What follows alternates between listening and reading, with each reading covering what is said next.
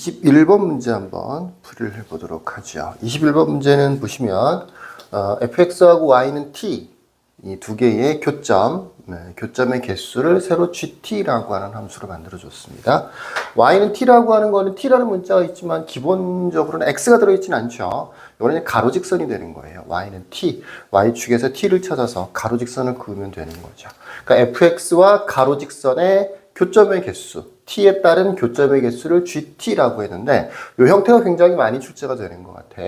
중요한 건 뭐냐면 바로 요 gx라고 하는 함수에서 gx가 아니고 fx라는 함수에서 극대나 극소가 굉장히 중요합니다.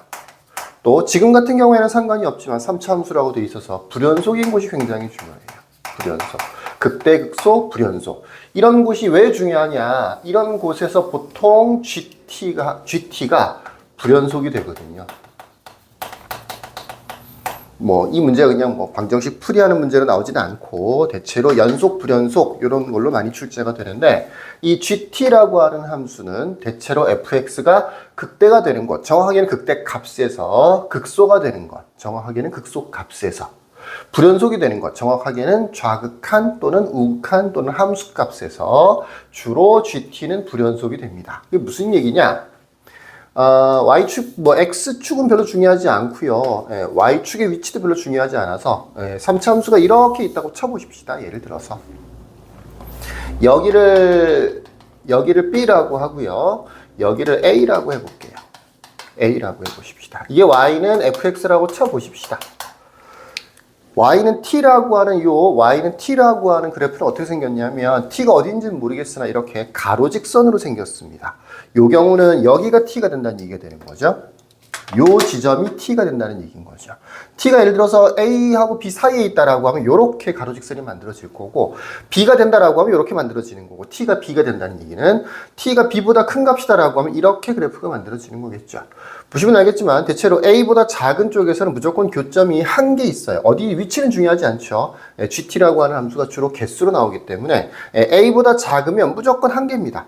지금은 안 보이겠죠. 왜냐면 이 그래프 자체를 밑으로 계속해서 내려올 테니까 계속해서 한 개다가 t가 a가 되는 순간 실제로 이 a는 극소값에 해당되는 거지. a가 되는 순간 교점이 이렇게 두 개로 바뀌어. 근데 이거보다 약간만 위로 올라가면 세 개로 바뀌는 거죠. 그 다음에 계속해서 세 개다가 딱 b가 되는 순간 다시 두 개로 바뀌고 다시 더 올라가면 한 개가 되는 거예요. 바로 요 극대값과 극소값에서 GT의 값이 변화가 일어난다고. 이 전에는 1, 2, 3, 다시 2, 다시 1 이런 식으로 변화가 일어난다. 이렇게 극대값이나 극소값에서 대체로 GT라고 하는 함수는 불연속인 함수가 됩니다. 만약에 fx 자체가 원래부터가 불연속이었어. 예를 들어서 이걸 y축이라고 합시다. 그래프가 이렇게 생겼다고 칩시다. 이렇게 구멍이 뚫려 있고요. 같은 선상에 이렇게 있고요. 이런 식으로 생겼다라고 생각을 해볼게요. 여기는 불연속인 지점도 있고요. 이렇게 극대가 되는 곳도 있네요. 함수값은 중간쯤에 하나 줄까요? 이렇게요. 이렇게. 그럼 이제 수치가 여기를 A, 함수값 B, 그 다음에 여기를 C, 그 다음에 너무 아래쪽에 적었네요. 이쪽. 여기를 D 정도로 썼을 때 여기 다 비어 있는 거예요. 비어 있고 비어 있습니다. 여기에 점이 찍혀 있는 거예요. A보다 작다라고 하면 T값이 A보다 작다고 하면 여기 있는 거예요. 그러면 교점이 이쪽에 하나, 이쪽에 하나 두 개 정도가 만들어지는 거죠. 더 밑으로 내려가도 마찬가지가 될 거예요. 그런데 A가 되는 순간 어떻게 되느냐면 A가 되는 순간 똑같이 하나, 둘이지만 A를 넘어가면 세 개로 바뀌는 거죠. 두 개, 세 개로 바뀌는 거예요. 또 요 경우 B가 되는 경우에는 다시 네 개로 바뀝니다. 요 점도 함수값으로 찍어놨기 때문에 하나, 둘, 셋, 넷이 되는 거죠. 세 개, 넷, 셋. 그러니까 B에서 불연속이 된다는 얘기인 거죠. 함수값이 GT의 값이 달라지기 시작한다는 얘기야. C일 때까지는 C가 되기 직전까지는 셋인데 C가 되는 순간 둘로 바뀌죠. 위로 올라가면 또 둘이 되는 거고요. 다시 여기는 극대니까 다시 1로 바뀌었다가 0으로 바뀌게 되는 거죠.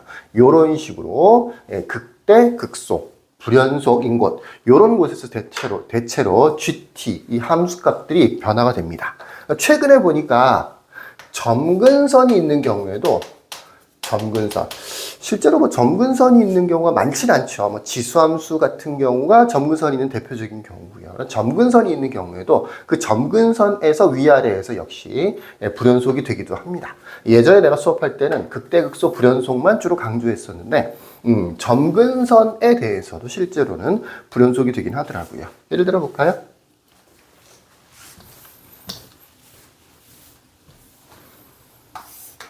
Y축이라고 치고요. 요거를 점근선이라고 해보십시다. 지수함수가 이렇게 생겼습니다. 근데 뭐 올라갔다가 이렇게 돼 있다고, 뭐 완벽한 지수함수는 아니고 점근선이 있다라고 생각을 해볼게요. 그러면 점근선보다 아래쪽일 땐 당연히 0이겠죠. 그죠? 점근선일 때도 0 되는 거죠. 교점 자체가 존재하지는 않는 거니까. 점근선을 올라가면 왼쪽 부분에 이렇게 교점이 하나 생기는 거고요.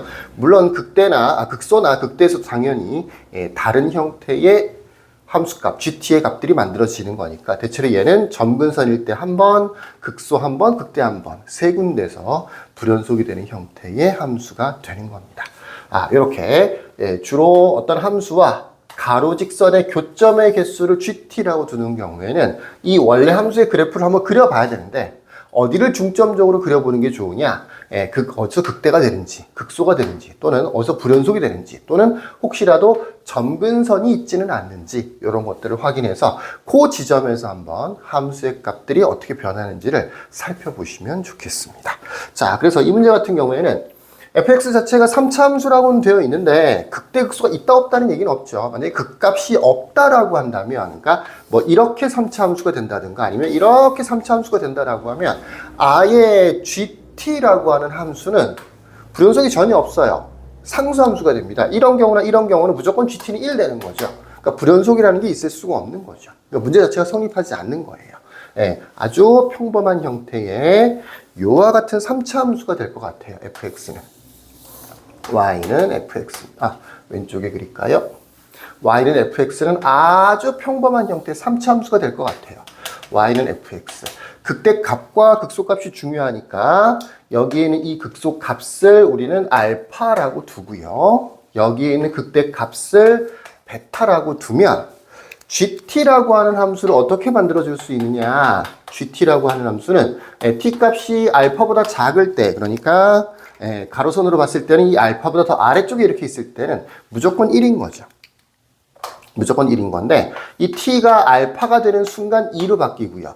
이 t가 알파에서부터 베타 사이에 있을 때는 3이 되고요. 딱 t가 베타가 되는 경우에는 2로 바뀌고요. t가 베타보다 커지는 경우에는 다시 1로 바뀌게 돼요. 이렇게 1, 2, 3, 2, 1이라는 함수값들을 갖는, 결과적으로는 알파와 베타에 대해서는 기본적으로 불연속이 되는 겁니다. 이 문제에서 gt 더하기 gt-4라고 하는 함수를 만들어 줬는데 요게 t는 0과 t는 어디에서? a에서 불연속이라고 되어 있죠. 그런데 얘 같은 경우에는 알파하고 베타에 대해서 불연속이 되는 거고요. 얘 같은 경우에는 gt-4라고 되어 있으니까 뭐 t축의 방향이겠지만 x축의 방향으로 4만큼 평행이동을 시킨 거죠. 그래서 알파 플러스 4와 베타 플러스 4에 대해서 불연속이 되는 겁니다. 이 알파 베타와 알파 플러스 4, 베타 플러스 4 사이에 아무 연관관계가 없다면 실제로 얘는 몇 군데에서 불연속이 돼야 되느냐면 4군데에서 불연속이 돼야 돼요. 얘가 연속이고 얘가 연속이면 덧셈을 하더라도 계속해서 연속이죠. 당연히 연속이겠죠. 근데 얘가 연속이고 얘가 불연속이면, 또는 반대도 마찬가지고, 그런 경우에는 무조건 불연속이 된단 말이야. 이 알파 베타와 알파 플러스 4, 베타 플러스 4 사이에 아무런 연관관계가 없다. 똑같은 수치가 하나도 없다. 다 다른 값들이다. 예를 들어서 얘가 1, 2, 뭐 얘는 5, 6 이런 식으로 된다라고 하면, 그러면 4군데에서 불연속이 되는 거죠. 근데 지금은 딱 2군데서만 불연속이 돼야 되는 거니까 둘 사이에 같은 값이 존재해야 돼요. 요 두 개가 같아져야 되는 거겠죠. 왜 그러냐? 알파보다는 베타가 크겠죠. 알파 플러스 4보다는 베타 플러스 4가 더 크겠죠. 알파, 베타 같을 수는 없겠죠. 지금처럼. 그 다음에 알파 플러스 4, 베타 플러스 4에 대해서 베타와 베타 플러스 4 같아질 수도 없는 거 아니야. 그지? 같아질 수 있는 가능성이 있는 거는 두 가지밖에 없죠. 알파와 알파 플러스 4 두 개가 같아지는 수밖에 없죠. 그러니까 알파 플러스 4가 베타가 된다라고 한다면 이 t에다가 베타를 대입했을 때는 얘도 불연속이고 얘도 불연속인 거니까 불연속 플러스 불연속이 돼서 연속이 될 가능성이 존재하는 거죠. 실제로 확인을 해보긴 해봐야 되겠지만 아마 그게 아니라면 방법이 거의 없을 겁니다. 0과 A에서 불연속이 된다고 되어 있으니까 요거는 0이 돼야 될 것 같고요. 여기가 A가 돼야 될 거고요. 알파가 0이라는 얘기는 알파 플러스 4는 4가 된다는 얘기니까 베타는 4가 된다는 얘기가 되는 거고요. 베타가 4라는 얘기는 베타 플러스 4는 8이 된다는 얘기인 거죠.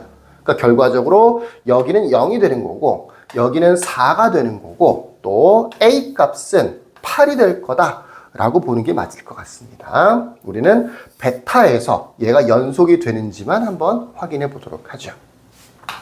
G 베타와 G 베타 마이너스 4. 이 베타 마이너스 4가 실제로는 알파랑 똑같은 겁니다. 좌극한 같은 경우에는 베타보다 좀 작은 거니까 3이 되는 거죠, 얘는. 3이 되는 거고요. 얘는 알파보다 좀 작아지는 거니까 알파보다 작아지는 거 1 되는 거죠. 우극한 같은 경우에는 베타보다 큰 거니까 베타보다 큰 거는 여기겠죠. 1 되는 거고요. 얘 같은 경우에는 알파보다 큰 거니까 우극한 알파보다 큰 거니까 여기에 해당되겠죠. 3. 함수값은 딱 알파일 때 2가 되는 거고요. 베타일 때 2가 되는 거고요. 딱 알파일 때도 여기 2가 되는 거니까 요거 두 개 더한 것도 4가 되는 거니까 잘 연속이 되는군요. 그래서 중간에 끼어 있는 베타, 즉 알파 마이너스 4 또는 베타, 알파 플러스 4 또는 베타에서는 구조상 연속이 되게 돼 있네요. 그러니까 이 풀이가 맞는 풀이일 거다라고 볼 수가 있는 거죠. 여기까지가 어떻게 보면 1차가 되는 거고요. 이제 2차로 넘어가 보면 우리가 알아낸 사실들을 좀 확인해 보면 이렇습니다. 3차 함수는 아마도 극대 극소가 존재하는 이와 같은 그래프가 될 것 같고요. 여기에 있는 극소값은 0이 돼야 되고요. 여기 있는 극대값은 4가 돼야 되는 겁니다. 이런 식이 되는 거죠. 얘가 0이었다라는 얘기는 여기가 x축이었다는 얘기가 되는 거겠죠. 여기가 x축이었다는 얘기인 거예요. 그 y축은 어디 있는 거냐? 여기 문제를 잘 보시면 첫 번째 줄에 f0이 0이다라고 되어 있어요. 얘가 원점을 지나간다라고 되어 있거든요. 근데 x축은 여기 있으니까 원점은 얘가 원점이 될 수도 있고요. 얘가 원점이 될 수도 있습니다. 답이 두 가지가 있을 수 있는 거예요. 여기가 y축이 이렇게 있을 수도 있는 거고 원점은 0,0을 지나고 이렇게 그래프 그려주면 되는 거니까. 또는 여기에 원점이 있어서 이게 y축인 거죠, 실제로는. 그러면 이렇게 그려지는 형태의 그래프가 되는 거죠. 답의 종류가 이렇게 두 가지가 있을 수 있기 때문에 문제에서도 뭐라고 되어 있냐면 A는 아까 8이라 했었어요. FA의 최소값을 구하세요 라는 문제가 성립하게 되는 거죠. 아마 요때 두 가지를 구해서 더 작은 값, F8의 작은 값을 찾아주면 정답이 될 것 같습니다. 내 생각에는 요렇게가 되었을 때 F8이 작은 값이 나오겠죠. 여기가 원점이었으면 8이 이렇게 올라갈 텐데 이쪽 어딘가에 8이 있겠죠. 그죠? 여기가 0이었으니까 한 요쯤 해서 8 이렇게 해서 아마 요 경우가 요 1번 경우가 실제로는 최소값이 될 것 같네요. 두 가지 중에서 작은 걸 구해주면 됩니다. 자, 식 찾는 걸 한번 보여주도록 하죠. 그 전에 3차 함수에 대해서 들어본 적이 있을지 모르겠는데 여러 가지 비례관계라는 게 있어요. 3차 함수의 그래프에 여러 가지 비례관계 또는 뭐 4차 함수 같은 경우에도 비례관계. 여기서 얘기하는 비례관계란 X좌표들 사이의 간격, 그 간격 사이의 비를 얘기하는 거예요. 또는 어떤 경우에는 이제 Y좌표 사이의 간격 사이의 비를 얘기하는 겁니다. 내가 여러 가지 비례 관계를 쭉 훑어보니까 그 중에서 제일 쓸만한 공식, 진짜 내가 봐도 야 이거는 정말 많이 출제가 된다. 빈도라든지 이런 면에서 또 활용도라는 면에서 이런 면에서 좀 외워두면 좋을 것 같다 싶은 비례 관계가 하나가 있어. 그걸 하나 소개하도록 할게요. 뭐 이미 아는 학생들도 있을 거예요. 3차 함수는 이런 식으로 N자 모양이 보통이죠. 물론 이제 최고 차이 개수가 음수면 아래쪽에 있을 수도 있어요. 그것도 똑같은 비례관계가 성립합니다. 3차 함수는 이 극대와 극소의 딱 중간에 있는 요점, 극대값과 극소값, 극대와 극소의 중점이에요. 요 점을 중심으로 해서 이 왼쪽 부분하고 오른쪽 부분이 점대칭이 되게 돼 있어요. 말하자면 요 점을 중심으로 해서 180도 회전을 시켜보면 이 모양이 이쪽 모양으로 온다라는 얘기입니다. 또 이 모양도 이쪽 모양으로 이렇게 회전돼서 온다라는 얘기예요. 이 부분과 이 부분이 완벽하게 대칭이 되게 돼 있어요. 그래서 미적분에서는 보통 얘를 뭐라고 하느냐면 변곡점이라고 불러요. 그래서는 아니고 변곡점이라고 부르는 점이 있는데 이 점에 대해서 3차 함수는 왼쪽 오른쪽이 점 대칭이 되게 돼 있어. 그래서 극대값과 극소값을 구하면 그 두 개의 중점을 구하면 그게 바로 변곡점이 되고 대칭이 되는 점이 됩니다. 요것과도 관련이 있는데 대체로 접선 두 개를 그리면 이 상황에서 평행한 접선 두 개를 그리면 지금은 이제 가로선을 그릴 건데 가로선이 꼭 아니라도 상관은 없습니다. 평행한 직선 두 개를 평행한 접선 두 개를 요렇게 가로선을 그리는 거니까 당연히 극대 극소하고 접하겠죠. 가로선 두 개를 이렇게 그리는 경우에 요렇게 또는 요렇게 평행한 접선 두 개를 그리면 접점, 교점, 접점이 있겠죠. 그 다음에 아까 잠깐 얘기했던 변곡점이라는 점이 있을 거예요. 요렇게 해서 요 X좌표들 사이에 B가 성립해. 어떤 B가 성립하느냐 하면 어려운 B는 아니에요. 여기하고 여기의 길이가 지금 한 2배쯤 돼 보이죠? 내가 3차 함수를 멋대로 그려서 그래요. 원래는 여기랑 다 똑같아지게 돼 있어. 말하자면 1대2, 1대1대1 또는 1대1대1대1 이런 식이 되는 거죠. 지금 여기가 좀 많이 벌어져 보이죠? 그러니까 원래 3차 함수는 이렇게 생긴 게 아니고 저기가 서로 길이가 똑같아지는 B가 성립하게 약간 이런 식으로 생겼습니다. 이런 식으로. 이쪽이 많이 가파르고요. 여기가 많이 좀 밋밋한 형태로 그래프가 실제로는 그려져요. 이런 상태에서 가로직선을 이렇게 그려서 아까 얘기했던 대로 접점도 이 꼭 평행한 접선이 아니라도 상관은 없어요. 평행한 접선이 아니라도 이 B는 항상 일정하게 유지가 됩니다. 여기 두 개 딱 중간에 변곡점이라는 게 있어. 우리는 이제 변곡점이라고 하지 말고 대칭점이라고 하자. 대칭이 되는 점이 있어. 그러면 요 점, 여기서 수선의 발을 내린 이 점, 여기. 지금은 얼추 좀 비슷해 보이죠? 요 간격이 똑같게 돼 있어요. 똑같다고요. 간격이 일치한다고요. 요게 3참수의 그래프에서 가장 빈번하게 많이 사용되는 비례 관계입니다. 요 정도를 외워두시면 문제 풀이할 때 크게 도움이 돼요. 지금 이 내용을 이용해서 요 3참수의 그래프를 좀 간단하게 식으로 표현하는 방법을 좀 배워볼게. 자, 이렇게가 x축이 있었고요. 3참수가 이렇게 생겼었고, 여기 극대였었죠? 극소였어요. 극대값은 4였었어요. 그 다음에 여기를 원점이다라고 생각을 해보면, 비례 관계는 어떻게 적용이 되는 거냐면, 여기에, 그 다음에 중점, 여기. 그러니까 요만큼. 물론 뒤쪽으로 가다 보면 여기도 있겠지만, 요 세 개의 간격이 똑같다 그랬었죠? 그 간격을 내가 K라고 할게요. 그럼 여기는 K가 되고, 여기는 2K가 되고, 여기는 3K가 되는 거죠. 이 그래프의 x절편이 0하고 3k가 되는 겁니다. 그래서 fx를 뭐라고 둘 수 있냐면 x 곱하기 x-3k의 제곱이라고 둘 수 있어요. 여기는 3k 접하기 때문에 제곱으로 표현이 됩니다. 또 k를 대입하면 4가 나와줘야 되는 거죠. 그래서 fk를 구해보면 k에 k 대입하면 마이너스 2k의 제곱이니까 4k 제곱이죠. 걔가 4가 돼야 되는 거니까 K세제곱이 1이고 K는 1 되는 겁니다. 아주 간단하게 fx를 완성을 해버렸죠. fx는 x-3의 제곱 요렇게 3차 함수를 만들어 줄 수 있는 거예요. 만약에 이쪽이 아니고 이쪽이 이렇게 y축이 있었다라고 하더라도 실제로는 똑같아요.